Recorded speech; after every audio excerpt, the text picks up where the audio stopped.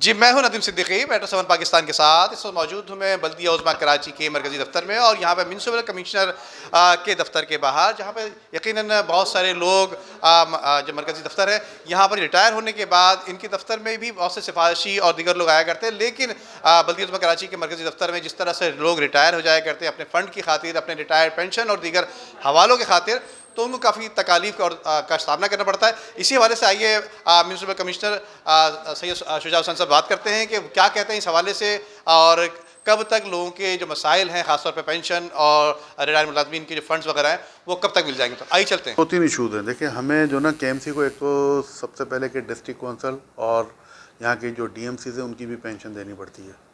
उसके लिए हमारे पास एम्प्लॉइज़ की तादाद बड़ी कसीर हो जाती है। हमारे पास इस टाइम जो है तकरीबन 8,536 एम्प्लॉइज़ हैं जिनके केसेस पेंडिंग में पड़े हुए हैं, जिसको हमें मीट आउट करने के लिए अप्रॉक्सीमेट 7 अरब 87 करोड़ रुपए की ज़रूरत है। इसी हवाले से एडमिनिस्ट्रेटर साहब ने, हमारे डॉक्टर सैयद सैफुर रहमान साहब ने लोकल गवर्नमेंट डिपार्टमेंट में एक लेटर लिखा है कि हमें जो है इस हवाले से जो ना कंपनसेट किया जाए और हमें कुछ ग्रांट दी जाए ताकि हम अपने रिटायर्ड एम्प्लॉइज़ को जो ना उनके पेंशनरी बेनिफिट जो ना दे सकें। तो ये एक प्रोसेस है, प्रोसेस चल रहा है।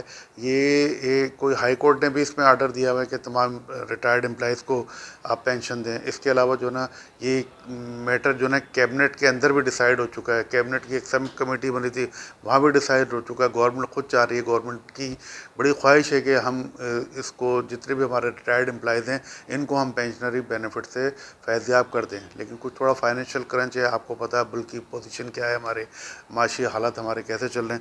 इंशाल्लाह ताला हम कोशिश करें और इंशाल्लाह अल्लाह ताला की ज़ात से उम्मीद करते हैं कि हम इसमें कामयाब हो जाएंगे।